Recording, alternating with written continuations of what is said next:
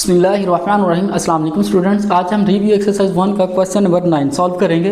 ये थोड़ा सा ज़रा कॉम्प्लेक्स क्वेश्चन है, ठीक है, लेकिन स्टेप बाय स्टेप हम इसे इतना आसान करके देखेंगे कि एग्जाम में आप इसे आसानी से हल कर लेंगे। ठीक है स्टूडेंट, तो चलें जी, इसका मैं स्टेटमेंट पढ़ता हूँ। कहता है अब्दुल्ला पिक्ड अप 96 बॉल्स। अब देखें यहाँ पे हमारे पास टोटल बॉल्स कितनी हैं। टोटल बॉल्स हैं हमारे पास 96। ठीक है जी।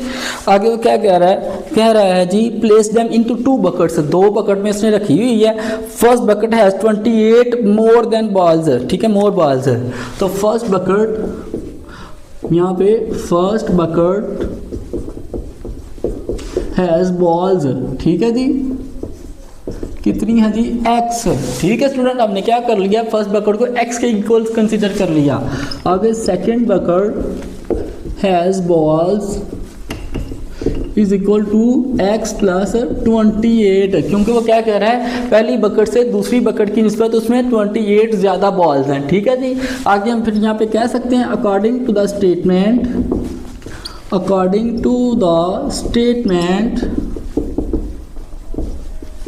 क्या कह रहा है जी, दोनों बकेट से कितनी बॉल्स हैं हमारे पास है, 96 हैं। ठीक है जी, तो हम लोग कर सकते हैं x plus 28 is equal to 96 है। ठीक है स्टूडेंट्स, अब देखें एक x और एक x कितने हो जाएंगे, 2x plus 28 is equal to 96।